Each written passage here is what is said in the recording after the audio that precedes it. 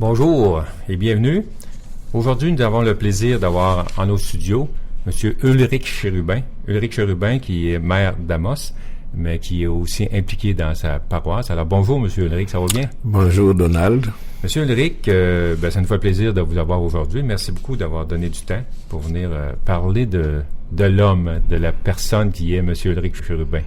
Ouais, vous avez bien dit, c'est vrai que je suis maire d'Amos, mais avant d'être maire d'Amos, j'étais professeur de catéchèse et animateur de pastoral. Donc alors, c'est beaucoup plus à ce titre que je suis ici.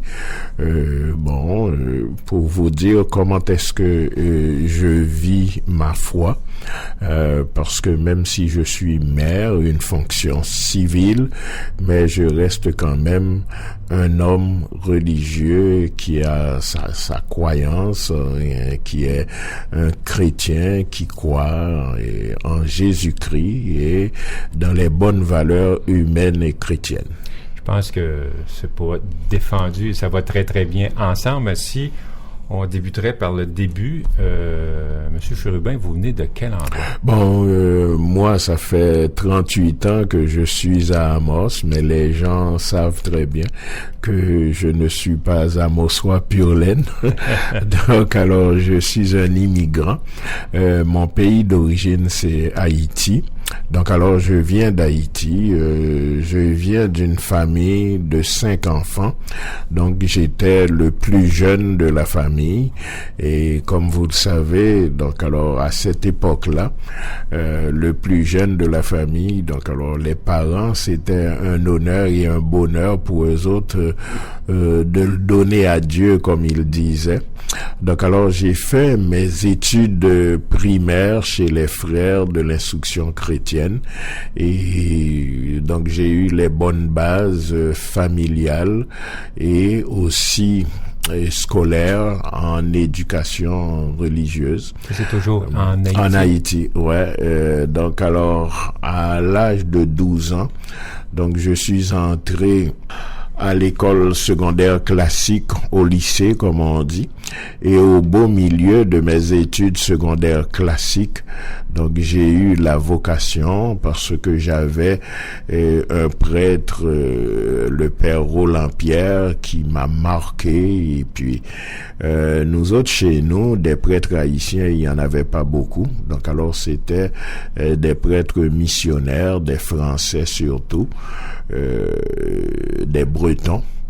Donc alors quand pour la première fois donc j'ai vu un prêtre haïtien, donc je commençais à le côtoyer. Donc alors j'étais scout aussi, impliqué dans les œuvres diocésaine comme on dit, et puis bon c'est là que j'ai rencontré et puis je sentis la vocation et ma vocation a grandi tranquillement et là j'ai fait la connaissance des Voluntas Dei. Donc alors j'ai quitté Jacmel, ma ville natale, pour rentrer à Port-au-Prince chez les Voluntas Dei où j'ai continué mes études au petit séminaire Saint-Martial. Donc alors j'ai terminé mes études de baccalauréat, première et deuxième partie. Et après, je suis entré au grand séminaire. Et comme on le sait, pour devenir prêtre, il faut faire 6 ans. Ça a peut-être changé aujourd'hui, mais de mon temps, c'était 2 ans de philosophie et 4 ans de théologie.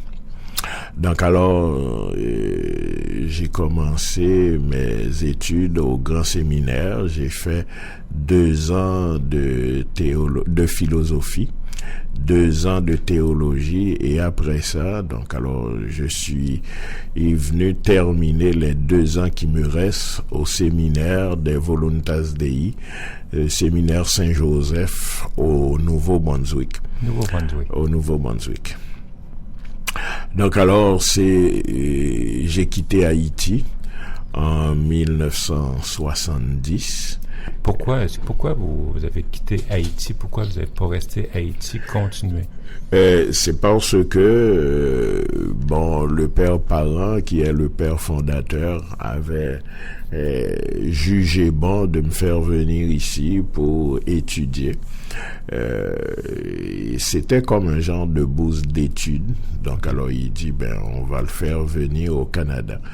Donc alors, moi, comme vous dites, j'aurais pu continuer, mais au grand séminaire, c'était pas le séminaire des Voluntas Dei. Le séminaire des Voluntas Dei était ici au Canada, au Nouveau-Brunswick. Et on avait leur séminaire, le séminaire Saint-Joseph.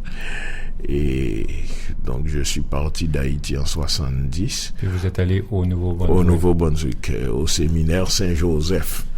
Pour finir votre théologie? Pour finir mes 2 années de théologie et retourner en Haïti pour être ordonné prêtre. Mais malheureusement, j'ai fait 1 an et le séminaire, par manque de sujets, a fermé ses portes. Donc alors, on voulait m'envoyer parce que les Voluntas Dei avaient une mission en Équateur, à Quito. Donc on voulait m'envoyer en Équateur, à Quito, terminer la dernière année qui me restait. Donc alors ça ne me souriait pas tellement parce que j'avais toujours rêvé de faire de très bonnes études théologiques et j'avais même rêvé enseigner la théologie à un moment donné. Donc alors je trouvais aller terminer la dernière année qui me restait dans une langue espagnole que je ne maîtrisais pas. Donc alors je pensais que c'était malheureusement pas une bonne affaire. Donc, alors c'est ça, vous avez ôté au Nouveau-Brunswick, vous avez fait 1 an? 1 an. 1 an. Et il me restait la dernière année. Et donc après, alors j'ai demandé d'aller terminer à l'Université du Québec à Trois-Rivières la dernière année qui me restait, mais l'Institut trouvait que ça coûtait trop cher. Donc j'ai demandé à l'évêque de Trois-Rivières une bourse. L'évêque me l'avait promis, mais à la dernière minute, la bourse m'a été refusée.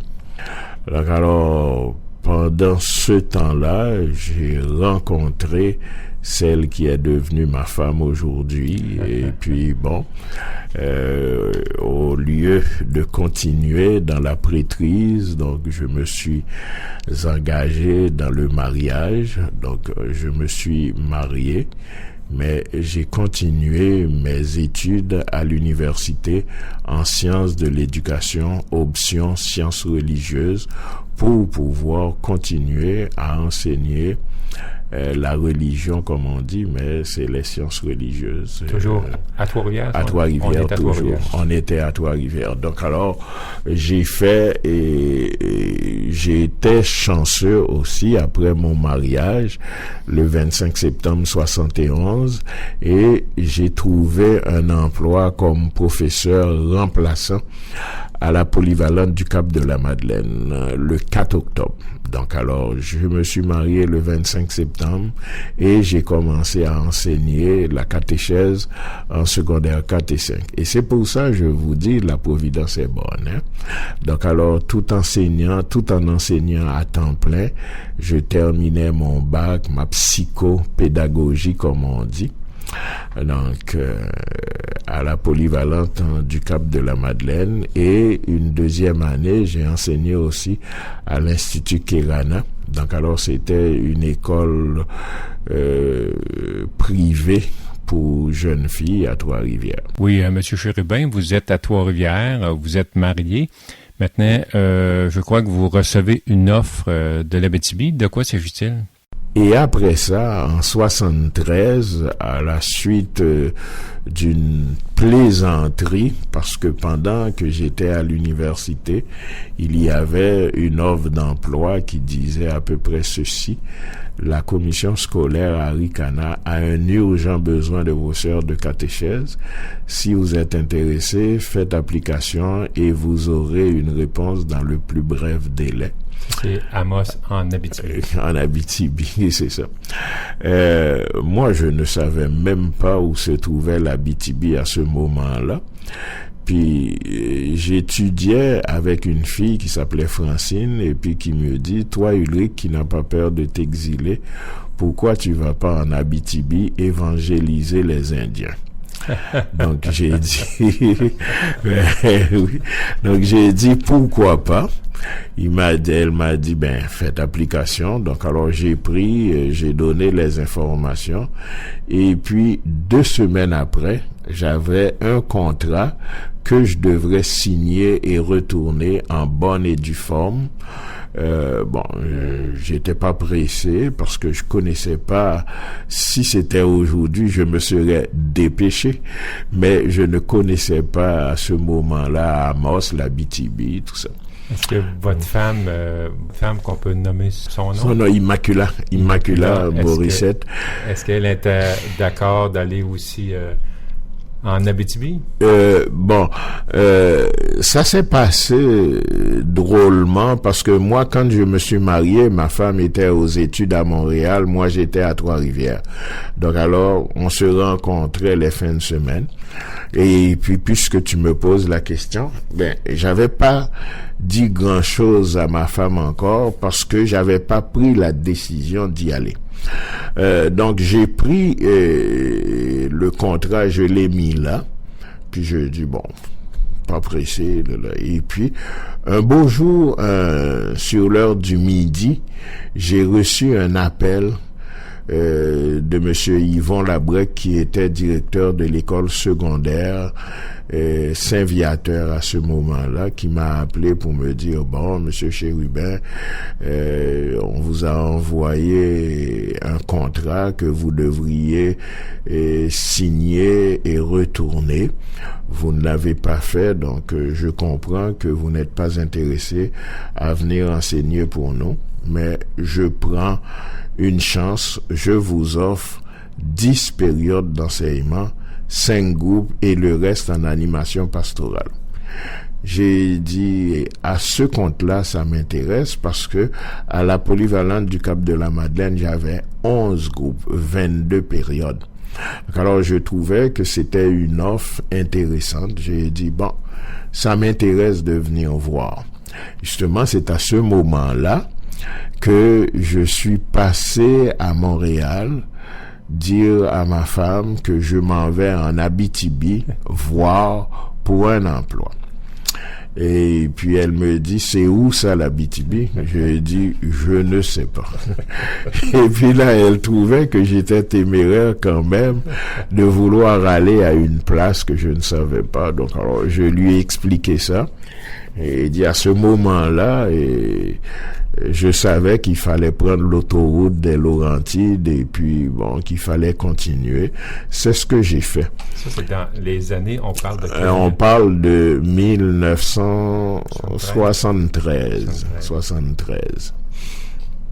Et puis, quand je suis arrivé à Mont-Laurier, je me suis dit, ça se peut pas qu'il y ait du monde qui reste plus loin. Là, pour moi, je me suis écarté. Et puis, laissons faire, je vais retourner et puis oublier ça. Là. Et puis, j'ai dit, pour retourner, il faut que je fasse un plein, le plein d'essence. Je suis allé voir le pompiste et puis quand il a fini de faire le plein d'essence, je lui ai dit, je m'en allais en Abitibi, pour moi, à Amos plus précisément, pour moi, je me suis trompé de route, je vais retourner. Il dit non, retournez pas, vous êtes sur la bonne voie, la bonne direction, vous allez traverser un parc qui s'appelle le parc de la Vérandrie, ça va te prendre à peu près 3 heures pour traverser le parc, et après ça, vous allez arriver à Val-d'Or. Rendu à Val-d'Or, je ne sais pas, vous demanderez pour Amos. Donc alors, c'est ce que je fais. J'ai finalement réussi à arriver à Amos, et puis j'ai rencontré monsieur Labrec, et puis j'ai jasé avec, et puis il m'a dit oui, je vais vous donner 10 périodes d'enseignement, et puis le reste en animation pastorale. Donc on s'est entendu, et puis il dit, vous allez aimer ça, monsieur Chérubin, les grands espaces, les belles femmes. J'ai dit, les grands espaces, oui, mais les belles femmes, non, parce que je viens de me marier. Puis il m'a regardé avec les grands yeux. Il me dit, c'est pas parce que tu es au régime que tu peux pas regarder le menu. Donc j'ai dit, tant qu'à y être, c'est vrai, vous avez raison. Puis j'ai dit, Monsieur Labrec, que j'aime bien votre sens de l'humour. Je vais rester 2 ans, pas plus. Parce que à cette époque-là, pour moi, Trois-Rivières, c'était la plus belle place. Et puis je lui ai dit, écoutez, Trois-Rivières, pour moi, c'est une place que j'aime. Et puis c'est là que j'ai décidé de rester. Mais c'est là que je me suis rendu compte, ça c'était ma volonté, c'était pas la volonté de Dieu, la volonté du Seigneur, parce que il faut pas oublier que j'étais chez les Voluntas Dei, où on dit qu'on fait la volonté de Dieu. Et là, chez les Voluntas Dei, la devise c'était là où Dieu veut que j'aille. C'est là que sera la place d'un Voluntas Dei. Avant de continuer, j'aimerais savoir, est-ce que vos parents étaient croyants? Aviez-vous des parents? Oui. Votre père, votre mère? Moi, mon père était... comme on dit ici, animateur paroissial, alors, parce que il s'occupait de l'église. Et puis je me souviens, quand j'étudiais pour devenir prêtre, c'était un honneur pour mon père qui a toujours dit, j'ai gravi les marches, mais je ne suis jamais arrivé à l'autel. J'ai monté les marches, mais je ne suis jamais monté jusqu'à l'autel, c'est-à-dire pour devenir prêtre, pour dire la messe. Ouais. Mais il disait, un jour, mon fils montera à l'autel. Donc alors c'était vraiment pour lui il aurait aimé que je sois prêtre, et quand il a su que j'ai quitté pour me marier, ça lui a fait de la peine. Mais exactement, ça a été une très grande déception, mais quand je lui ai expliqué les circonstances, les raisons, il s'est résigné. Et bon, c'est sûr que il aurait aimé beaucoup plus que je sois prête pour célébrer. Et puis. Mais vous, est-ce que vous, Monsieur Chérubin, vous avez une déception face à ça, ou si vous voyez qu'aujourd'hui, j'imagine qu'aujourd'hui vous voyez le bien que vous faites dans votre paroisse, qui est quand même... moi, normalement, je m'étais toujours dit que j'ai voulu être un serviteur de Dieu. Et c'est pour ça, je viens de vous dire, comme Voluntas Dei, j'ai toujours rêvé de faire non pas ma volonté, mais la volonté de Dieu. Et d'être au service d'eux. Comme chrétien, je suis au service de ma paroisse. Aider, rendre service. Et pendant tout le temps que j'étais professeur, donc alors, si on retourne, parce que là on arrive, Amos, ouais. Finalement, je suis venu m'installer à Amos. J'avais dit à Monsieur Labrec, c'était pour 2 ans. Après 2 ans, j'ai dit à ma femme, je t'avais dit pour 2 ans, les 2 ans sont terminés, qu'est-ce qu'on fait? Vous aviez quel âge? À ce moment-là, je pense que j'avais 30 ans ou 32 ans, 73, j'avais 30 ans. Et ma femme a dit, j'y suis, j'y reste. Donc alors, quand elle m'a dit ça, j'ai dit, bon, ok. Donc on va rester, on va s'impliquer, et puis c'est ça que j'ai fait. Donc alors j'ai fait mon travail à l'école comme professeur, animateur, où j'ai... En religion? En religion, en enseignement religieux. J'avais des fois d'autres matières, l'anglais, la géographie, la formation personnelle et sociale, mais la catéchèse a toujours été la matière que j'enseigne en majorité. J'avais la plus grande tâche était en enseignement religieux. La plupart des autres matières, c'était ce qu'on appelle complément de tâches, parce que avec le temps, ça a changé. Donc, alors, on a diminué sur la pastorale, on a augmenté la matière, les cours, tu vois.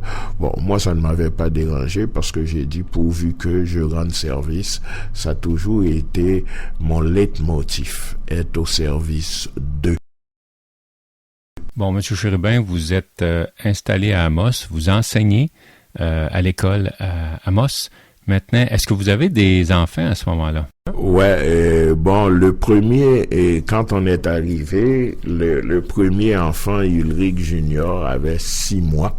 Et c'est pour ça que je dis souvent que je suis très reconnaissant aux gens d'Amos, parce que quand je suis arrivé, j'avais une femme à mes côtés et un enfant de 6 mois sur les bras. J'avais pas de mère, pas de frère, pas de sœur, pas de frère, pas de cousin, pas de cousine, personne. Donc j'ai rencontré une communauté qui m'a accueilli, qui m'a aidé à m'installer. Et c'est pour ça, je l'ai toujours dit, j'ai une dette de reconnaissance envers la population d'Amos, qui d'abord m'a aidé à me réaliser professionnellement. Et plus tard, comme vous le savez, donc alors je vais aller en politique, mais ça, on pourrait revenir une autre fois là-dessus. Donc alors, comme professeur de catéchèse et animateur de pastoral, j'ai travaillé à l'école secondaire La Calypso, et j'ai toujours voulu donner un témoignage de vie à mes étudiants, essayer d'être un modèle, c'est-à-dire être accueillant, accessible à mes élèves. Et puis je pense que de ce côté-là, j'ai réussi à leur inculquer du mieux possible, du mieux que je pouvais, des valeurs morales et spirituelles. Parce que aujourd'hui, je me suis rendu compte que nos jeunes n'avaient pas beaucoup de connaissances de la religion catholique, n'avaient pas beaucoup de connaissances de notre foi, de notre culture religieuse, parce que depuis quelques années, à partir des années 60, la Révolution tranquille, donc la religion a occupé une place, je dirais, secondaire dans la vie des gens, ce qui est de valeur, parce que nous savons que pour nous Québécois, les deux choses les plus importantes autrefois, c'était notre langue française, et notre religion catholique. Mais aujourd'hui, les gens semblent l'oublier, et cette valeur, ça fait de la peine. Vous avez eu 2 enfants, dont un qui n'est pas né ici, qui est né à Trois-Rivières. À Montréal. À parce Montréal. Que, comme je te dis, moi j'étais à Trois-Rivières et ma femme était à Montréal. On se rencontrait les fins de semaine, elle descendait ou moi j'y allais. Donc alors c'est ce qui fait que mon fils aîné, Ulrich Junior, qui maintenant est physiothérapeute, qui travaille à l'hôpital d'Amos, Hôtel Dieu d'Amos. Vous avez eu un autre fils et qui puis est décédé. J'avais mon deuxième fils, Jean-Emmanuel, qui était né en 75. Donc Jean-Emmanuel était un Amossois pur laine. Mais malheureusement, Comment on vit ça en tant que vous êtes croyant, vous êtes pratiquant, vous êtes très impliqué, vous êtes une personne de l'Église. Comment on vit ça, un décès d'un enfant à cet âge-là? Ça doit être un déchirement. J'ose même pas y penser que moi, je perdrais un jour un de mes enfants. C'est vraiment... Jean-Emmanuel est décédé à l'âge de 28 ans. Quand j'étais seul avec... il venait de décéder, et puis je suis seul avec dans la chambre, et puis je lui ai fermé les yeux, et j'ai comme je l'ai comme entendu me dire pas, comme il m'appelle souvent, pas, chante. Puis l'idée qui me vient, c'est dans ton royaume, souviens-toi de nous, Seigneur, souviens-toi de nous. Donc j'ai chanté, et tout en chantant, les larmes coulaient de mes yeux, mais j'avais comme l'impression que en chantant, Jean-Emmanuel était monté au paradis, dans le royaume de Dieu. Et qu'est-ce qu'on veut comme parents pour nos enfants? C'est le bonheur. Donc, je dis toujours à ma femme, Jean-Emmanuel n'est plus avec nous, mais là où il est heureux auprès de Dieu.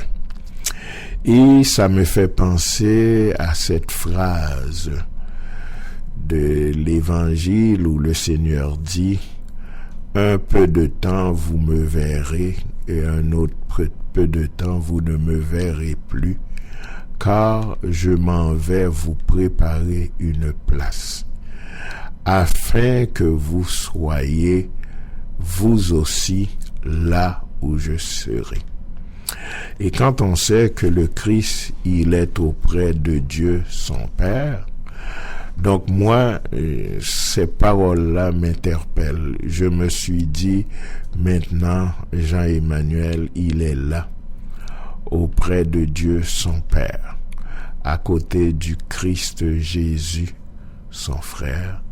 Donc, il est bien dans le royaume de Dieu, là où il y a ni pleurs, ni larmes. Donc, alors, dans la Jérusalem céleste. Donc, alors, moi, comme père, je me console à la pensée de savoir que aujourd'hui, mon fils, il est bien, il est heureux là où il est. Et c'est ça qui me permet de vivre cette dure séparation, parce que nous avons 2 enfants. Jean-Emmanuel était celui qui était plus proche de moi, parce que comme moi aussi, il aimait rire, faire des blagues, et puis il y avait beaucoup de choses en lui et qui étaient en moi aussi, c'est-à-dire la joie de vivre, les amis, et puis on avait beaucoup de choses en commun. Est-ce que on pourrait dire que, parce qu'un jour un prêtre m'avait dit, à la suite de la perte de mon père, il avait dit, c'est un grand homme, il s'appelle le père Dominique Perron, il avait dit, votre père va être avec vous plus que jamais. Votre père va être plus avec vous aujourd'hui qu'il l'était avant. Est-ce que vous pensez que c'est vrai? Que votre fils est plus présent aujourd'hui? Je crois très sincèrement, Donald, Monsieur Perron, que ce que vous dites est vrai, parce que je sens dans bien de circonstances, d'occasions, la présence de Jean-Emmanuel. Ce n'est pas une présence physique, et autant ma femme que moi, quand on a des des périodes difficiles, on parle à Jean-Emmanuel. J'ose pas dire qu'on le prie, parce qu'il n'est pas un saint, je le sais. On prie Dieu et peut-être le saint frère André. Mais je sens le besoin de lui parler, de lui dire mes sentiments, mes émotions, mes craintes, mes interrogations, mes peurs. Parce que pour moi, il n'est pas mort, c'est comme quelqu'un qui est parti. Parce que quand on aime, la personne est toujours présente dans notre vie. Donc c'est comme ça que je sens ça, là. Donc c'est comme quelqu'un qui est parti et puis qui n'est pas mort. Donc comme vous dites, il est aussi toujours présent dans ma vie, dans notre vie. Merci beaucoup de nous avoir partagé ce bout quand même qui était assez triste. Maintenant, on va retourner vous enseigner la religion à la polyvalente, je crois, ici. Normalement, les gens, ils disent la polyvalente, mais vous savez, il y avait secondaire 1 et 2 qui se donnaient à la Calypso, et à la polyvalente, la forêt, c'était beaucoup le secondaire 3, 4, et 5 et professionnel. Et comme je dis en boutade, j'ai jamais enseigné à la polyvalente parce que moi j'enseignais à la Calypso. À la Calypso, on les forme et à la polyvalente, on les déforme. Mais c'était une boutade, c'était une blague. Oui, j'ai enseigné après Saint-Viateur, je suis allé à l'école secondaire La Calypso, c'est-à-dire pour ceux qui sont d'Amos, l'ancien collège. Donc alors, je pense que j'ai fait ça de 75 jusqu'à ma retraite. Est-ce que vous, à ce moment-là, vous étiez impliqué au niveau de votre paroisse, dans l'église? Aviez-vous des postes, aviez-vous des choses que vous faisiez dans votre église à ce moment-là, ou c'était plus municipal, non? Non, c'est-à-dire, depuis 94. Vous étiez pratiquant, là. Je suis, on laissera ce bout-là, mais j'étais conseiller municipal depuis 94 et j'enseignais en même temps. Et j'avais quand même ma vie chrétienne et je vivais ma vie chrétienne comme paroissien, ma vie paroissiale, je pourrais dire. Et je faisais des lectures, j'étais lecteur auxiliaire de la communion et même certaines fois j'avais des curés qui me donnaient même la permission de prêcher. Je pense à l'abbé Bilodeau et que je remercie beaucoup, qui me donnait l'occasion de faire quelques sermons les dimanches à l'église. Et comme animateur de pastoral aussi, j'amenais mes élèves, comme il disait, Ulrich nous a amenés à confesse dans des occasions, par exemple à Pâques, à Noël, donc et avec certains curés au fil des ans. Donc alors Léon de La Pointe qui venait rencontrer mes élèves. Donc alors je trouvais toutes sortes de façons des missionnaires. Quand ils venaient, je les amenais faire des témoignages dans mes classes. Donc alors j'essayais par tous les moyens de susciter la foi chez mes élèves, quoique la foi, c'est pas le prof qui donne la foi, c'est Dieu qui donne la foi, mais le prof essaie de trouver des occasions, des moyens pour faire en sorte que nos jeunes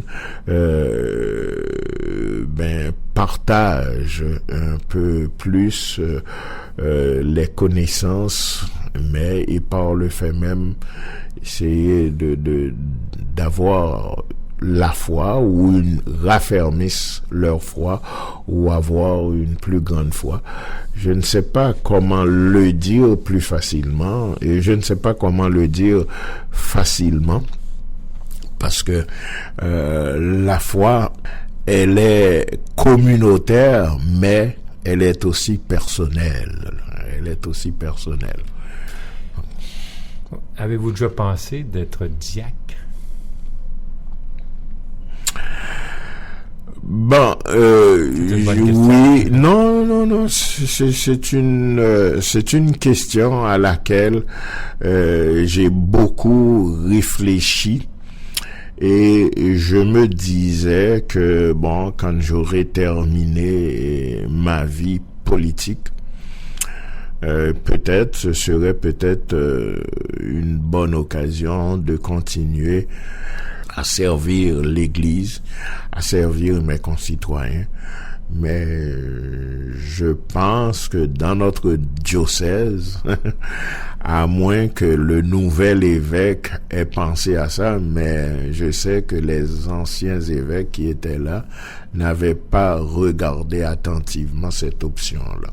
Donc alors c'est pour ça que je me suis dit, bon, je fais une croix là-dessus, et possiblement il aurait fallu aussi que je retourne faire une mise à jour de mes connaissances théologiques, et ça aussi, ça aurait été peut-être un petit peu plus difficile.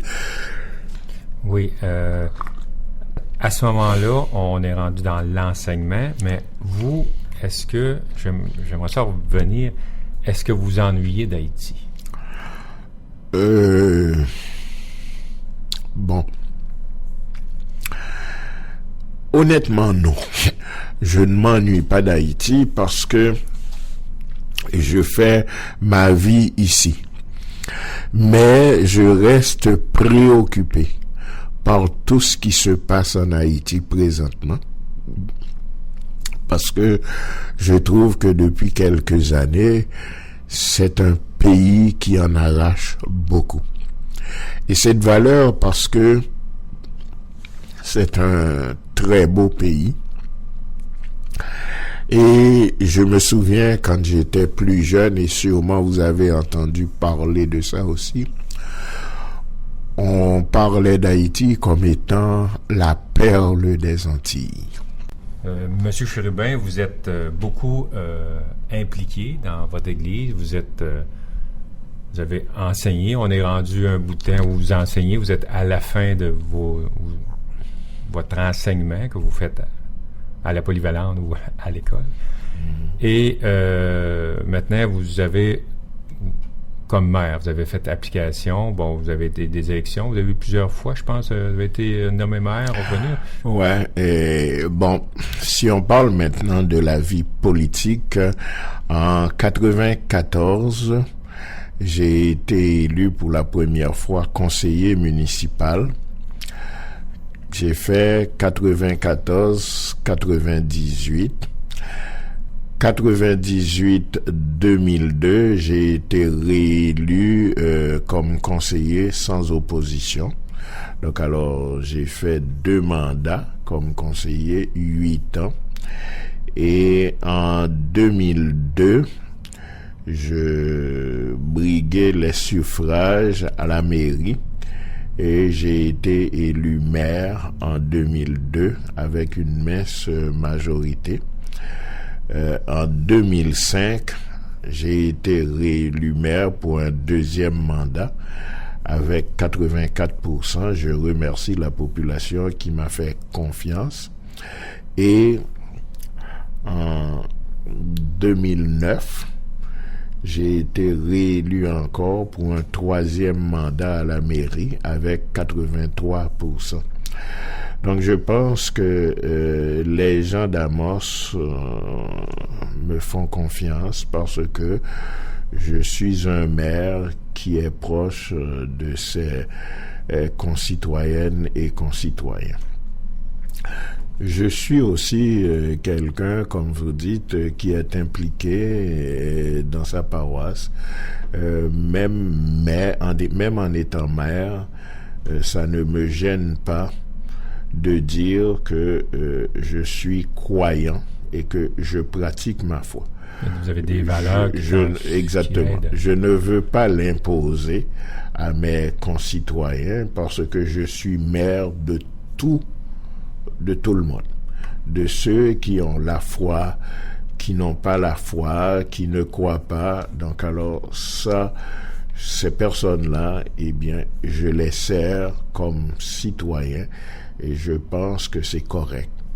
Même moi-même, comme vous dites, j'ai des valeurs chrétiennes, spirituelles que je veux vivre et c'est là que je puise ma force. Parce que Saint Paul dit « Je puis tout en celui qui me fortifie ». Et celui qui me fortifie, qui me donne la force de passer à travers les difficultés de la vie, c'est Dieu. Et je veux lui rendre hommage. Et la façon de lui rendre hommage, c'est de le servir. Et à travers Dieu, je sers mes concitoyens. Et je pense que c'est important pour moi de vivre ma foi dans mon église. Et c'est pour ça que les dimanches, je vais à l'église, je prie, je chante, je participe aux célébrations eucharistiques. Et je suis auxiliaire de la communion et je suis aussi lecteur. Et je reste disponible pour rendre les services que je peux rendre à ma paroisse dans mon église. On va aborder un sujet aussi, comme de raison vous êtes noir, vous êtes maire ici. Il y en a un autre, maire noir aussi à Mont-Laurier, je me trompe? Oui, à Mont-Laurier, Michel Adrien. Michel Adrien qui est maire aussi. Est-ce que, comme vous, l'accueil que vous avez dit, que vous avez eu ici était extraordinaire, vous êtes accepté, est-ce que, je veux pas rentrer dans le racisme, mais est-ce que les personnes qui ont de la difficulté à s'intégrer, qu'est-ce que vous avez à leur dire?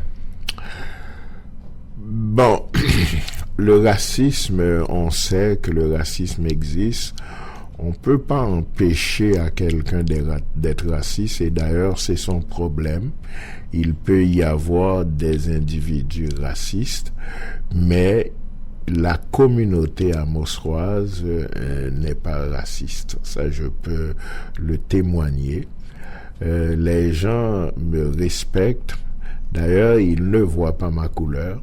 J'ai l'impression. Donc, alors, ils savent que je suis Ulrich Chérubin, tout comme tu es Donald Perron. Ils voient pas Ulrich noir, Donald blanc. Et moi, je pense aussi, très sincèrement, il y a la personnalité aussi qui joue dans ces affaires-là. Parce que si tu t'occupes de tes affaires, et puis tu t'impliques, et puis tu participes, et puis tu t'intègres, les gens, ils oublient que tu es noir parce que ils voient un être humain qui s'intègre à la communauté d'accueil et qui vit comme vivent les autres.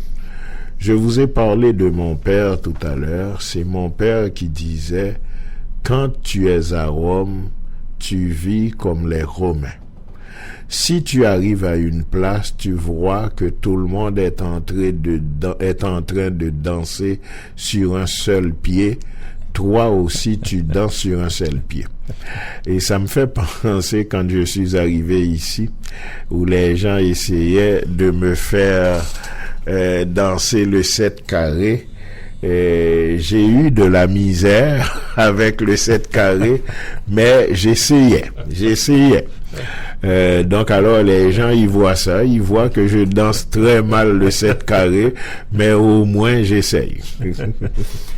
Dans toute votre vie, qu'est-ce qui vous a le plus marqué? Qu'est-ce que dans toute votre vie que vous avez passé, on a fait un bon bout, qu'est-ce qui a été le plus difficile et qu'est-ce que vous avez aimé le plus? Bon, c'est sûr que le plus difficile, c'est la perte de mon fils. Même si je suis croyant, je sais que le bon Dieu est venu le chercher pour le rendre heureux et pour le mettre, pour le prendre avec lui dans son royaume.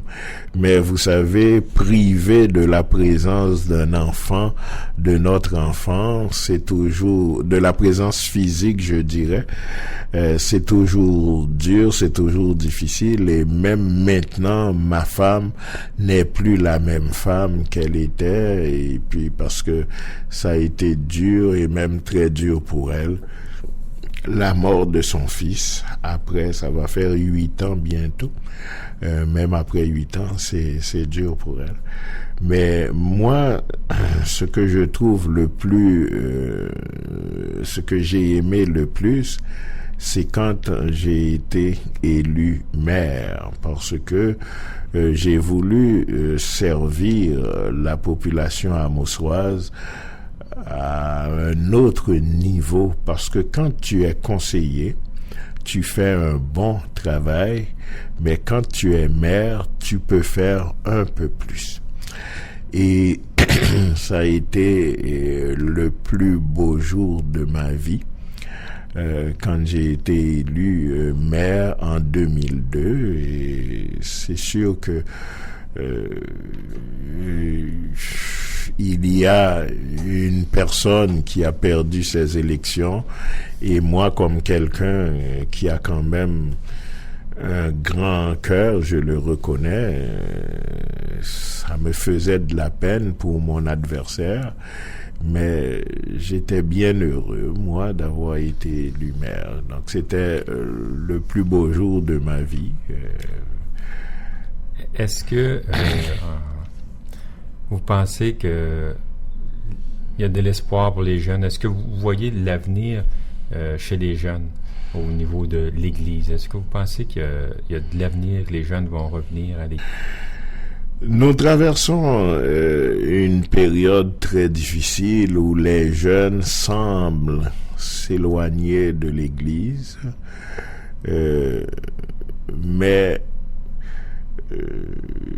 aujourd'hui, si on regarde ça comme ça, on peut dire, est-ce que nos jeunes vont revenir? Objectivement, comme ça, là, on pourrait dire, oh, je ne pense pas. Mais quand on sait que dans l'Église, c'est l'Esprit Saint qui est à l'œuvre. Et l'Esprit Saint, il est capable de faire de grandes choses.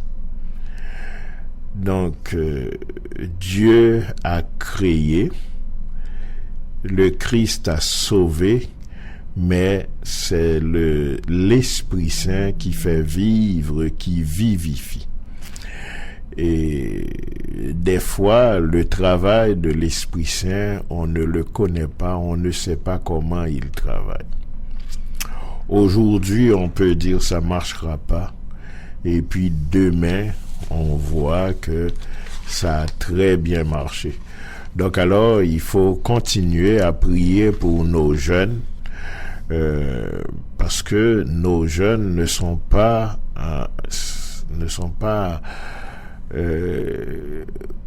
braqués contre l'Église comme telle. Aujourd'hui, ils sont pas là, mais il faut prier afin que nous soyons tous un, afin que eux autres viennent nous voir aussi. Moi, je pense que c'est le travail de l'Esprit Saint. Il faut continuer. Et quand on regarde ce qui se passe aujourd'hui dans notre Église avec l'arrivée du nouveau curé, Michel Rodrigue, et qui va animer et qui a le désir d'impliquer les jeunes, d'aller les chercher, eh bien, il faut prier pour que le Seigneur lui donne la force et le courage pour qu'il puisse aller de l'avant avec tous les projets qu'il caresse en venant ici. Monsieur Ulrich Chérubin, merci beaucoup de vous être déplacé, de venir faire ce témoignage. Merci beaucoup. Ça me fait plaisir, Donald.